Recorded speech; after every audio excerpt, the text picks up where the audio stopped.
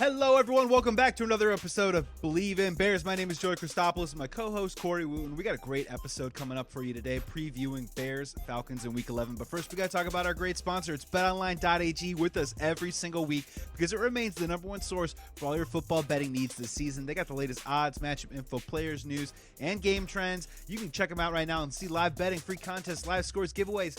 You name it, they got it right there. So what are you waiting for? Head to the website right now, betonline.ag, and join. You'll receive a 100% welcome bonus with your first deposit only when you use promo code BLEAV. You will not get that discount anywhere else, and it is 100% to receive that reward. BetOnline, where the game starts. Let's jump right into it. Ladies and gentlemen, thank you so much for coming into the podcast. Thank you so much for listening and watching us on YouTube right now. Comment and question below. Thank you for tuning in on TuneIn, SiriusXM, Apple Podcasts. We're everywhere right now. Thank you so much for tuning in. We got a great episode today. Let's bring in my co-host, former Bears defensive end, CHGO's very own, Fox 32's very own, Corey Wootton. What's up, Corey? Man, what's going on, my man? Another week in the NFL. Yeah, I mean, anytime football is around and we can watch it, we can view it. Justin Fields is looking good. Hey, that's all I'm happy about at this point, right? This is the Justin Fields season, right? At this point right now. So he's progressing how we needed to, right? The next step, though, Joey, is working on that long passing game, right? Taking some shots, giving him 30-plus attempts in a game, right? That's kind of the next step, right? And that's what I want to see the rest of the season. Corey, that's a perfect tease because we're going to get to that a little bit later in Corey's Keys to a Bears win because I got some stats. This might be that matchup, Corey, where we might see a little bit of that action. But first, let's roll the tape back a little bit. As you mentioned, it's been a little bit of rinse and repeat for the better or for worse over the last month or so with the Chicago Bears. Justin Fields looks amazing. He's literally on national TV with people like Dan Orlovsky saying, is he an MVP candidate? I can't even believe I'm saying that. Chicago Bears MVP candidate, quarterback, all in the same sentence, but it's happening. But again, on the other side, Corey, rinse and repeat. The defense, it's not getting any better. It is struggling right now. Yeah. We're struggling to find bright spots on this defense right now. Just go back to that Bears 31-30 loss against the Lions. Yeah. What did you see? What did you like? What did you didn't like? And I'm guessing didn't like was probably on the defensive side. So what I didn't like is the lack of pressure, right?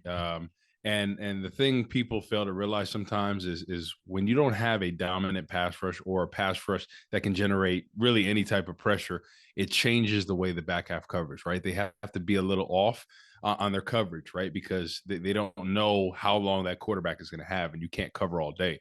So that's why we're seeing a common theme is a lot of teams are attacking, that 8 to 12 yard window, right? Those shorter intermediate throws, and really trying to take advantage of our softer coverage, right? Because of our lack of pass rush. So that's really been evident. And Jared Goff is a guy, in my opinion, we've seen it the past couple of years, especially when he was on the Rams, when they had Todd Gurley, when Akeem Hicks and Khalil Mack and Vic Fangio over there. He really struggled against him. Like, I think he had like 60 yards passing when we pressured him. So this was a game where I'm like, if we can generate pressure, I know he's going to fold, but ultimately we couldn't. So we made him look really well and look very comfortable back there. And Corey, I don't want to step on you. I retweeted it. You were on CHGO earlier this week. You were breaking down tape, and I had to retweet it, man. And anyone go follow me at Joey Sports Guy, follow Corey Wootton, whatever it is to check it out. Because, dude, you were really illustrating something that I think the casual fan just doesn't quite understand. And I hear it a lot from Bears fans, so help me out here. The Bears fan says that the secondary sucks. I'm trying to explain to them that it really starts all up front. And Corey, you were pointing it out. Go a little bit deeper. I mean, pre-snap setup. Guys getting beat off of their gap discipline and their keys, like after 2.2 seconds after the snap. Just talk a little bit about that and how just the execution factor just isn't even giving them a chance, or the secondary a big chance to succeed right now. Yeah, discipline has been the main thing this year, and that play I was pointing out that you're talking about that you could see on Twitter. If you follow myself or Joey retweeted it, and it's a play. It's a simple counter play that the Lions have been running all season, right? You should have known by what formation they are running that, right? They had a tight end, an H-back off. They pulled two guards, counter action by the running back. And so first and foremost, Dominique Robinson, he's a young guy, right? But he was in a 2-point stance when he is a defensive end. We don't run a 3-4. So I was kind of confused by that, right? He's the point of attack there. He's standing up at a 2-point stance, doesn't get off the football, catches his block, and then all of a sudden the two tight ends double him and create that corner, right? And then all of a sudden we're outflanked, right? But the thing is, he has to set the edge, right? He's got to put his hand in the dirt and he's got to drive that tight end back, because if he drives him back, there's two pulling guards. And you know what that does? That knocks off a puller, right? And then all of a sudden, if he gets in the backfield, he knocks off that puller. Then all of a sudden, we have Kyler Gordon off the edge. We have Jaquan Brisker, and then we have Morrow, who should be filling over the top. As soon as the guard pulled, Morrow ran downhill, which I don't understand. Your keys tell you as soon as that guard pulls, you run with him. So I didn't understand that. So we talked about discipline. That's something that's been prevalent. So didn't get penetration, knock off any pullers at the point of attack. Dominique Robinson, right? I'm giving him a little excuse because he's a young guy, but still, that's nobody taught him that. Nobody's been in a 2-point stance all year. So that's first and foremost. Nicholas Morrow doesn't go over the top at all following the guard. And essentially, if everything plays out how we should have 3 guys on the running back, right? And that play's knocked out for a tackle for loss, or at the worst, an even gain. So that's something that's been plaguing the Bears all year long. And hey, I understand it comes down to talent, but I told you that playing the run, that's just want to, right? It's just getting off the football. And, the pass rush, hey, it is what it is. But we have to play the run, because this week it could get ugly against Atlanta, who loves to run the football. Yeah, and the reason why I wanted you to bring it on to Believe in Bears here, I just find it to be so instructive, right? Because maybe you're listening to this right now and you're saying, Corey and Joey, it's just one play, right? Well, am I wrong? They scored. That's the DeAndre Swift touchdown play, correct? Exactly. Yes, exactly. That's the touchdown play, right? So let's get it right here. It goes to 24-17. The Bears get the ball back, pick 6. All of a sudden, it's a tie game. So you know what? It just is. It's that microcosm that you illustrated so perfectly, because you know the game so well, that shows why the Bears aren't in a position to succeed this season as a defense with the players that are currently constructed on the roster right now. And that's why you're seeing, how do they blow the 24-10 lead? Well, it gets down to the nuts and bolts and the X's and O's that Corey's bringing to you right now. Corey, though, I do want to ask you, he's sweeping Chicagoland, the greater Chicagoland area. Jack Sanborn, unite, everyone. Yep. Okay, all right. I'm just gonna say it. Undrafted white linebacker from the Midwest gets the start. I saw him make some flashy. He made a couple splash plays. Probably would have had the game-winning interception if it wasn't for a penalty that got called back. Yep. Looked like he was around the football, Corey. I mean, let's just cut through the narrative of the excitement right now. How do you think Jack Sanborn played? And I know it's only one game, but does he fit the scheme? Give us a little scouting report and what you like about him. Yeah, I think he definitely fits the scheme, and Adam Hogue, who I do CHO with, he had been praising him, when they got him in the offseason as an undrafted free agent. Like, this guy can play, and I see why, right? I watched him in college, but sometimes you just don't know how that's going to transition. I know they kind of question his speed potentially because of what he ran at the pro day or combine, but he was flying all over the place, like sideline to sideline, running backs down. Like, it was unbelievable to see. He had 12 tackles, 2 sacks, and should have had the pick, but they called that phantom hands to the face. I don't know if you see it. I watched it like 3 times. He hit him in the neck. And St. Brown. The guy looked like he got shot. Yeah, it was unbelievable. And that was that call, because the play before, Jalen Johnson, this is St. Brown baited him, right? The play before, right? They're getting into it, they're pushing each other, and Jalen Johnson's the last push, right? And all of a sudden he gets a flag, so he's mad, he's irritated. So what does he try to do? He tries to hem up St. Brown the next play, and it was a clean play. I mean, he hit him in the neck, right? There's no call on hitting somebody in the neck. But the ref saw it. He flopped. He pulled the Dennis Rodman, classic, what Dennis Rodman used to do to Karl Malone, trip him down the field, and then all of a sudden he pushed back. The ref saw you, right? They always see the second guy. So that was a phantom call, and that was arguably one of the biggest plays in the game, right? Momentum-changing play, pick in the red zone, but it was incredible to see Jack Sanborn. I think he could be a guy that can play in this league. And I think, especially if he finishes the rest of the season playing at this level, you got to look at him as having one of the linebacker spots or competing next year for a starting spot with how, it's one game, right? So let's just pump the brakes, but it's great to see him flying around. And he played at a high level at Wisconsin. Played a lot of football there. They talked about his leadership, so it was incredible to see. I mean, he looked fast, Joey. Like, I mean, he had game speed, right? And that's what matters in this league. And Corey, go back to it though. He looked assignment sound though, right? I mean, there was a couple of moments where I think he got a little bit too deep on his depth, like on a couple of plays, but for the most part, for a guy who was undrafted getting his first start, he looked like he at least knew what he was doing out there that put him in a position to use that speed. And Corey, like you're mentioning, man, all we're looking for on this defense right now are pieces. I don't even care about stars. Just tell me, even if he's a depth piece, we need these guys moving forward. Exactly. It's critical, right? Like we just got Taco Charlton, right? A former first round pick from Michigan. And I'm all for that, right? Like Rod Marinelli, who coached me, he was always about guys that were first round picks that were regarded high, giving them a second chance. Right. And wasn't he in Dallas with Rod? He was. Isn't that the thing? Yeah, okay. Exactly. So yeah, it brings me back to Rod Marinelli, who coached me. He always was about giving former first round picks to guys regarded highly a second chance, right? Because at this point, especially with the way the season is, it's like this is an evaluation. And who knows, Taco Charlton, he's kind of struggled, been up and down, but they picked him in the first round for a reason. He had talent, right? And sometimes it's about developing that talent, and sometimes it's about getting that last chance to really thrive. And I look at example like Rob Ninkovich, right, who played for the Patriots. Early on, he got drafted, in the 5th round, I believe, to the Miami Dolphins, right? And was got cut, bounced around a little bit, and then found his home with the Patriots. And he was arguably, one of their top defensive players for a string of 8 years, right? He's in their Ring of Honor, leader, veteran, captain. So examples like that, where you see guys that are one man's trash can be another man's treasure. So I'm all for that, right? I kind of wish we would have got Jerry Tillery, the talented defensive tackle that got cut from the Chargers, right? 6'6" guy, 295, really flashed a lot of quickness. And we didn't even put a waiver in for him, which I didn't understand. He's a former first round pick. Khalil Mack even talked about how talented he was over there. I just think they didn't see eye to eye with the position coach. But that's a thing where Matt Eberflus, right? He's familiar with tall, big defensive tackles. DeForest Buckner, right, is arguably one of the best in the league. So why not take a chance on a former first rounder that has really flashed his quickness?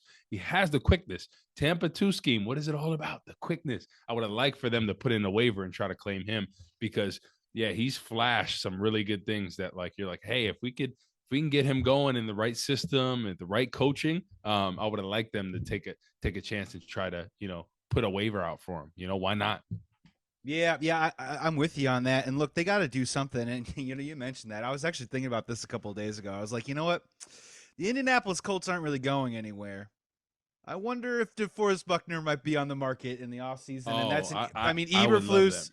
I mean, what do you real quick? I don't mean to get too sidetracked. We got to get to Corey's keys, but if DeForest Buckner's on the market, what do you think it would take? I mean, it would take 3rd round, 4th round, or do you think it'd be higher to get a DeForest Buckner onto the Chicago Bears? Probably be a 2nd rounder, 3rd rounder, somewhere on there. Or 52nd, yeah. And I just don't think they're letting him go. Like that's a position, especially inside a D tackle. It's a position where you don't see a huge drop off like you do with defensive end, right? Because defensive end's a little more about speed, right? How fast you're getting off the ball. And there's guys like, look at Richard Seymour. He played for a really long time. There's a lot of defensive tackles that play for a long time at a high level. Warren Sapp did as well, because you're closer. You're not having to get off and run such a far distance as the defensive end. So it's different points of contact. So I'm all for paying a defensive tackle top dollar and keeping him on a longer deal, because I think he can play a lot longer at a higher level, because the speed is not really it's more about the quickness. And I think, those guys continue to keep their quickness throughout most of their career. And you look, I completely agree with you. I don't understand why they would do it either, but it's someone that Matt Eberflus, I'm sure, would covet in the offseason. The Bears are going in one direction in the offseason. The Colts are definitely going to be going in a different one. And you do see it, guys that get after the quarterback. I mean, I know not same position exactly, but the Von Millers, the Chandler Jones, Richard Seymour himself got traded at one point. with teams in transition, it'll be interesting to maybe see or keep an eye on maybe in the offseason about how they get that pass rusher. Corey, it's time. We got a football game coming up this week against the Atlanta Falcons in Week 11. Chicago Bears fans, have you not watched a lot of the Atlanta Falcons, outside of the quarterback, these teams are very similar. We got two schizophrenic teams here that do a lot of the same things. I crunched a lot of numbers and stuff, and Chicago Bears and the Atlanta Falcons, they're kind of right there neck and neck in a lot of different ways. So Corey, the Bears have lost 6 of their last 7. They've gone from 2-1 to 3-7. We've taken a beating on some of our picks recently too as well. So this is the week, Corey. Give us those keys. What is Corey's key to a Bears win against the Falcons in Week 11? So defensively, we have to stop the run. That's one of my keys every week. But you look at what Atlanta does really well with Mariota, Algier.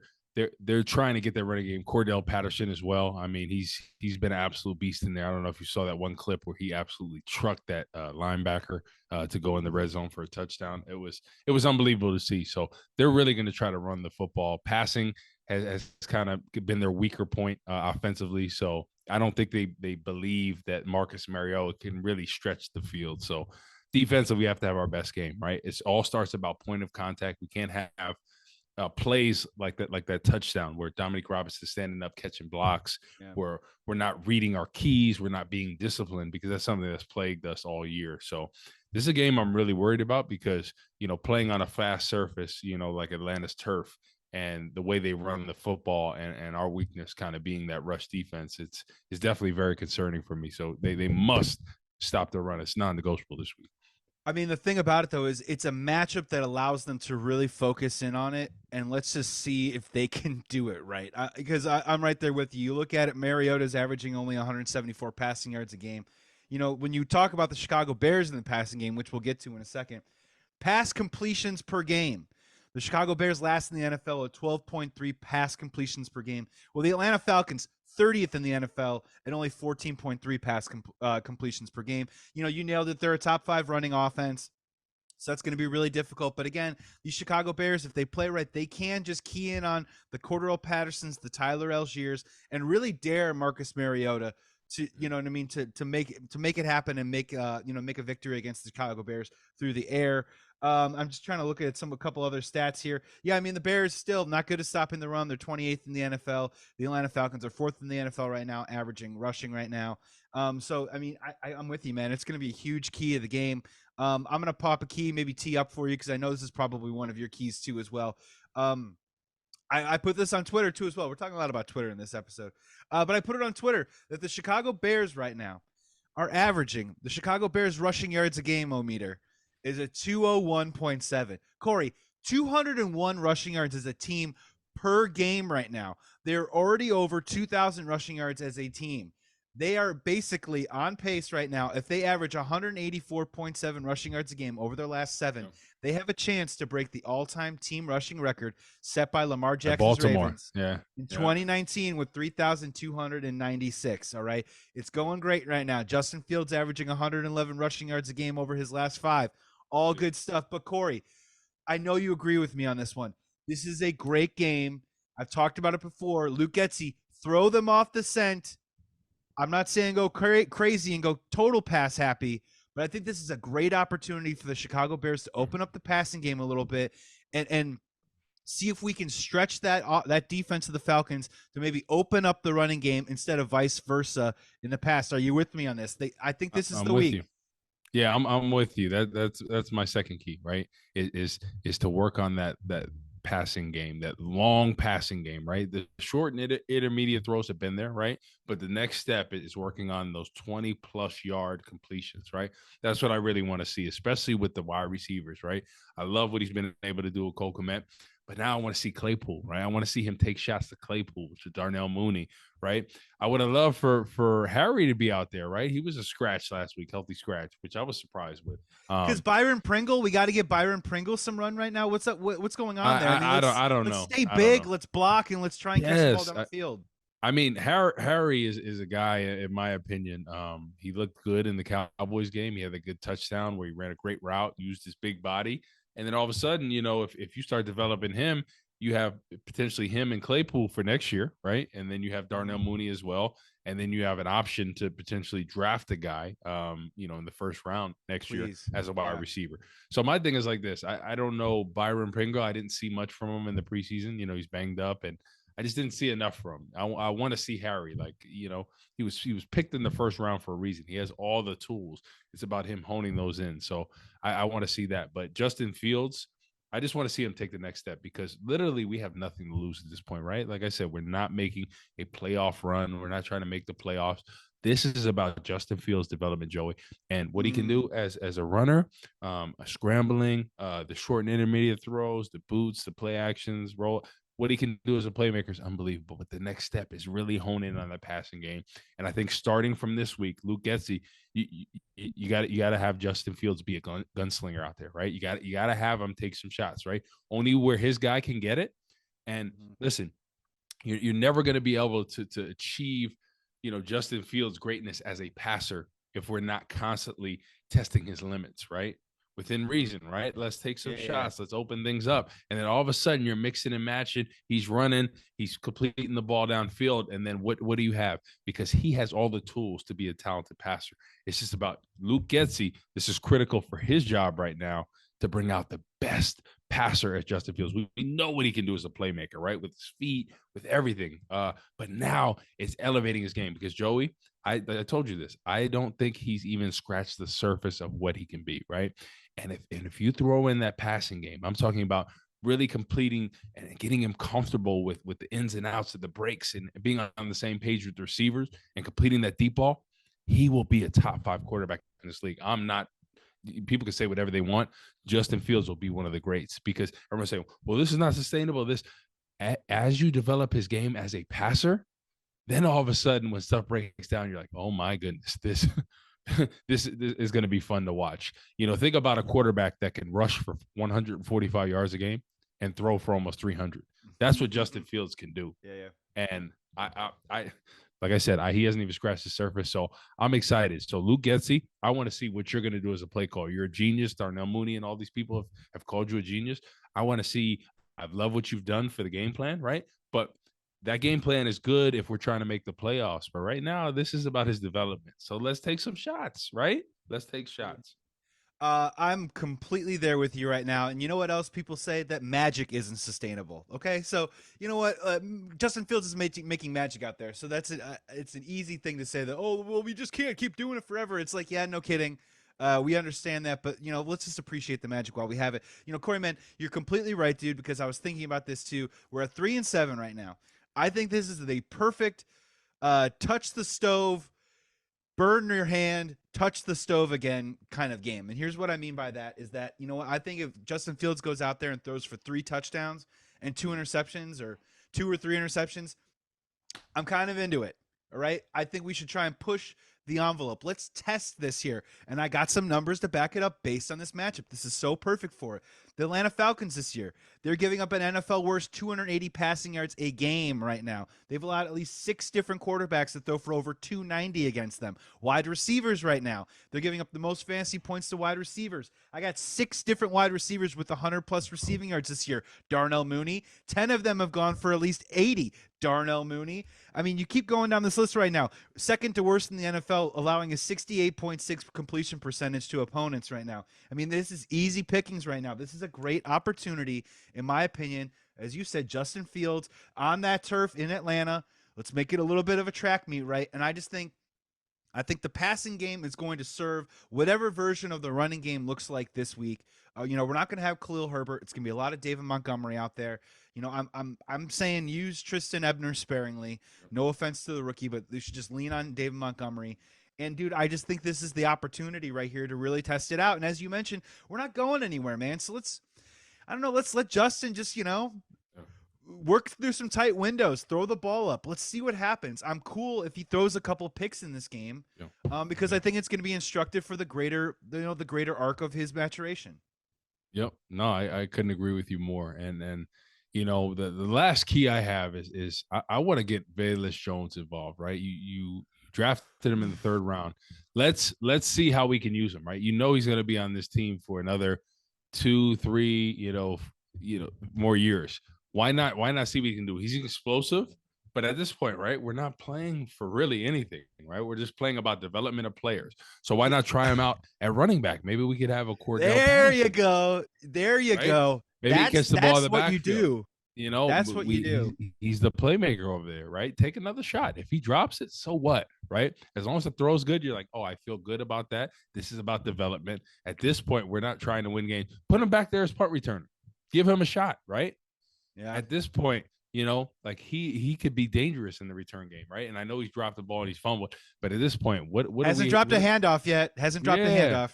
Exactly. But you got to develop him because you drafted him third round for a reason because of his explosive plays, right? And Cordell Patterson was kind of the same way. Like he was an explosive player, but they really couldn't find that niche for him, right? And then when he went to the Patriots, that's when stuff started to open up for him, you know, where when they really used him in the backfield and they're like, man, this guy can run, he can catch the ball in the backfield, he's strong, he's elusive, he return game. And I think Velus Jones could potentially be somebody like that. So why not give him some burn? Why not give him some options, right? Because he's going to be here for the next couple of years, and this is about development. That's it. You're looking for the guys that are going to be here for the next few years, especially next year, to develop them. I love that call. I mean, you got to try and squeeze what you can out of, whatever, the lemon that you picked from the tree right now. And let's be honest, Velus Jones, they don't trust him in the punt return, but I'm with you. Throw him back out there, right? The only way you're learning is to start catching some balls in game action right now. You can't shy away from that. Dante Pettis is not the future right now. Byron Pringle is not the future right now. So we're saying here on Believe in Bears, Velus Jones and N'Keal Harry, put him in there. Let's see what they got. And Velus Jones in the backfield, I'm intrigued by that. I really am. And especially with Herbert being out, right? Like you need a home run hitter, and David Montgomery's not that. Yeah, and look, it's just not. Ebner is a nice player, and hopefully he can become a special teams contributor in the years to come. I just think when he's on the field right now, our offense is too predictable, and we don't have the luxury to be so predictable with him in that backfield at this particular time right now. Corey, what's your final key to maybe a Bears victory against the Falcons in Week 11? So my biggest thing is turnovers defensively, right? We have to get the turnovers, get the ball out, right? Their thing is going to be to run the football. So let's get the ball out. Let's punch it out. Let's strip it out. Let's take advantage of some of these turnovers, right? If we're going to have a chance to win this game, it's going to be a very time of possession game. I truly believe that whoever controls the time possession will win this game. So it's going to be critical to get some turnovers and really be able to negate that time of possession. Corey, I'm right there with you, and I think maybe heading into the season, I think Ryan Poles and Matt Eberflus maybe looked at this defense and said, hey, we might not be the most talented, but if we can scheme up and if we can coach up opportunities for turnovers, maybe it balances itself out. And we saw some of that a little bit earlier in the season, but I think we've gone the last 2 or 3 weeks outside of what an Eddie Jackson interception. I mean, no sacks, no fumbles, not even fumbles on the ground, no interceptions, obviously outside of the Sanborn one that was called back. So, that's also a big other reason why the Chicago Bears are struggling so mightily defensively right now, is they can't even get those turnovers right now. Corey, it's time, man. Final score prediction for Week 11. This season has not been kind to us. It's been wildly entertaining. But I'll give you pick, man. What do you want to do? Do you want to go first on this one, or do you want me to go first? I'll go first. I'll go first. I'm going to say Bears 24, Falcons 28. I think ultimately it comes down to the running game and our defense not really being able to stop anybody. So look at what they do well, what we don't do well. We've struggled in every aspect when it comes to the front seven. And I think they're going to try to really exploit those outside zone runs, something that we struggled. That the touchdown, was it Swift or Williams on that play? That was Swift. Swift, he didn't get a lot. Okay. It was Williams the whole game, and then Swift got the 12 yards. Exactly. So plays like that, it's just been glaring all year. So I think ultimately, like, Justin Fields is going to continue to play well. I think he's going to run the ball well. I think they're going to improve on the passing game, but I ultimately think that Atlanta's going to control that time of clock. They're really going to grind us down with the running game, and we're just going to fall short. Defense, it's been slim pickings all year. But as long as Justin Fields develops, which I think he'll continue to do, and I think Luke Getsy knows that he has to get the passing game A1 to get Justin Fields ready for next season when we truly have weapons, we have a great offensive line, and then we have a defense that can generate pressure and cover. Corey, I got to tell you on that prediction, I think you're right on that for sure. But this is one of the rare weeks, Corey. I'm going Uh-oh. the other direction. That's right, my friend. Look, here's my reasoning, right? They've lost 6 out of their last 7, okay? You're starting to look at this schedule, and I'm not seeing too many more wins left, all right? Are you really telling me we're going to go, 1 for 12 over the last stretch of the season right here? And here I think we're going to have a couple of narrative breakers in this game. I'm going 27-24 Bears win. The reason why I'm doing that is, look, everyone's going crazy about Justin Fields, but the naysayers are saying, look at the fourth quarter numbers right now. I just think at some point, Corey, he's playing so well, and our offense is really rolling right now. And I'm so proud to see the maturation and evolution of Justin Fields over the last month. I'm really, truly very giddy about it. And you have to say to yourself, our defense be damned. At some point, Justin deserves one of these. He deserves one of these comeback moments where our defense can't stop a nosebleed, but he keeps coming, he keeps scoring. And over the last 2 or 3 weeks, we've either been a possession short or an execution issue, or something's prevented us from getting it done, right?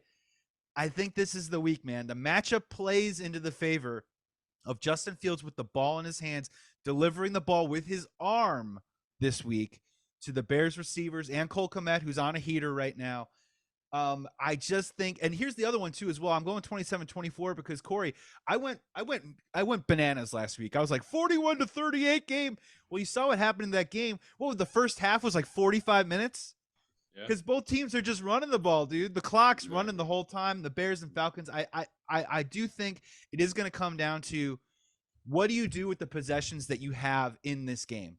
I don't think there's going to be a lot of back and forth. I don't think there's going to be a ton of 3-and-outs, to be honest with you. So I think it's going to be about capitalizing with the possessions that you have. And for that reason and that reason alone, I think Justin Fields gets the edge just a little bit. And dude, come on, man. He deserves one of these, right? He deserves one of these games where he puts his team up in the fourth quarter and he puts them up for good to pick up a W. This is the week moving forward. I don't know how to feel moving forward. We've got the Jets and the Lions on the board. Maybe they can win those games, but it's going to be tough. And I think this is a week that they can pick up a win. Yeah, no, I know. I just don't trust this defense, Joey, the way they have been playing. You shouldn't. And I just think what they do well, they're going to grind it out. And I think our saving grace, like I said, if one of the keys, if we can get turnovers, I think that'll make your score prediction true. I think it's going to be a tight game, and I think, like I said, Justin Fields is going to play well. I just want to see development in the passing game. That's the biggest thing. We know what he can do as a playmaker with the run game.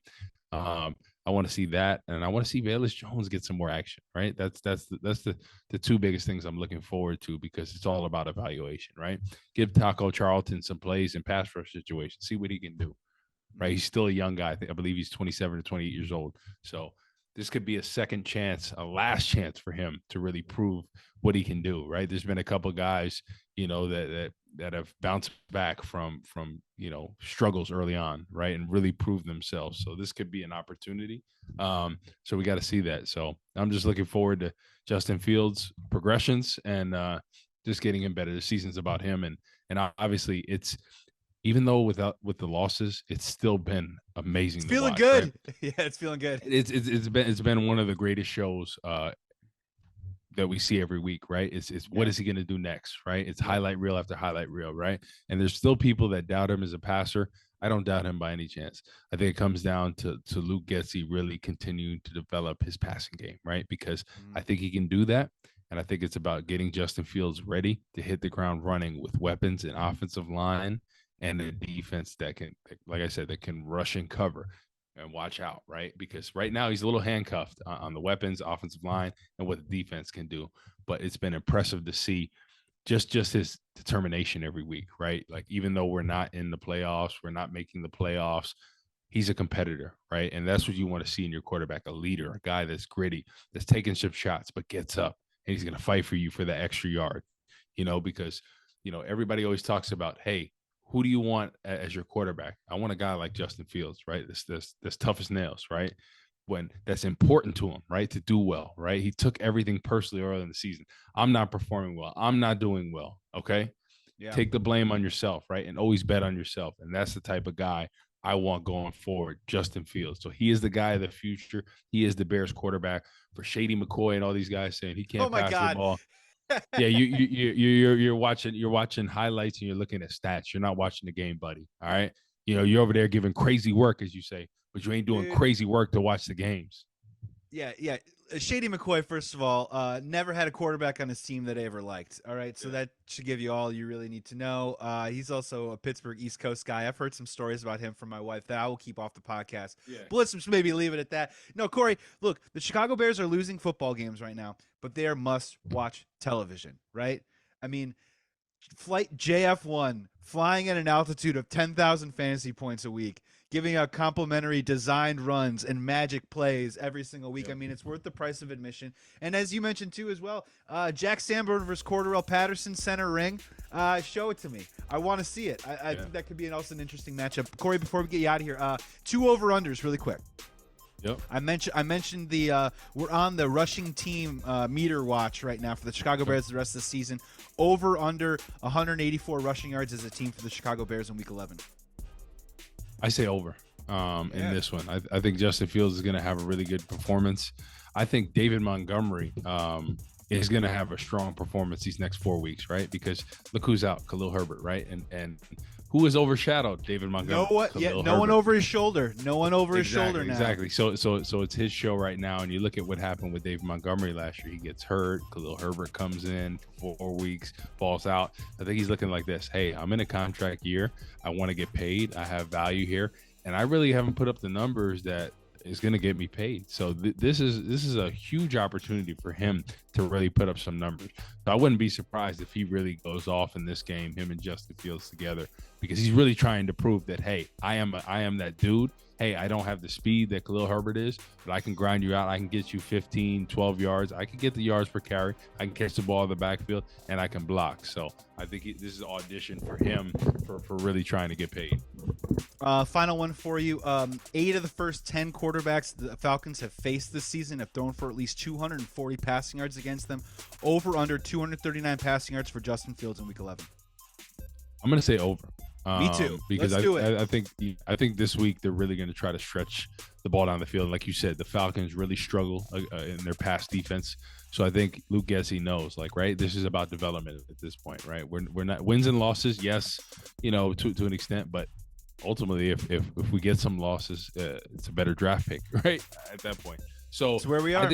I think the true win this season, right, is not the games out there. It's about Justin Fields, right? His progression in the passing game. So I think they're going to continue to stretch that. And who knows, maybe by the end of the season, he's a guy that can have a 300-yard game, which would be huge for his confidence, his progress, and then we can hit the ground running next season. Thank you so much for tuning in to Believe in Bears. For everyone listening out there that is obviously a huge Bears fan and worries about wins and losses every single week, don't worry. Me and Corey, we feel the exact same way, but we just pray that you just keep an eye on how this team is building towards the future. And we promise you that the future right now looks very bright for the Chicago Bears. This episode is presented by BetOnline.ag. 100% welcome bonus on your first deposit when you use promo code BLEAV, BLEAV, for 100% welcome bonus on your first bet of the week in Week 11. Corey, man, great to see you. Everyone follow Corey at Corey Wootton, 2 O's, 2 T's on Twitter. Fantastic follow, making great content every single week for CHGO right here on the BLEAV Sports Network and Fox 32. My man, good to see you. This is our first one in a while where I picked a different score. I got Bears win. You got Bears lose. Let's see who comes out. Directions. Yeah, no, I'm excited for it, man. It's going to be another great week of football. And hey, we love the feedback from you guys. So guys listening in, comment, we love to hear, what you're thinking. Any questions, we can address them in the future pods. So make a comment on either our Twitters or any of the YouTube, content as well. So we love that feedback, and we want to be more interactive with you guys and kind of answer any kind of questions, make it a great experience for the listeners and viewers. We will 10,000% do a Q&A if you send us in your comments and your questions. So please make sure you do that. Everyone be well, be safe. Please be good to each other. Thank you so much for checking out this podcast. Thank you so much for watching us on the BLEAV YouTube channel, listening to us maybe on TuneIn, SiriusXM, Apple Podcasts, BLEAV.com, whatever it is. Thank you so much. If you've been listening to this show and our audience is growing, thank you so much for doing that. Just tell one person to check out Believe in Bears moving forward. That's all that we ask for. And the other thing that we'll ever ask for is that you bear down. Let's go Bears, Week 11. Let's go, baby. Flight JF1, take off.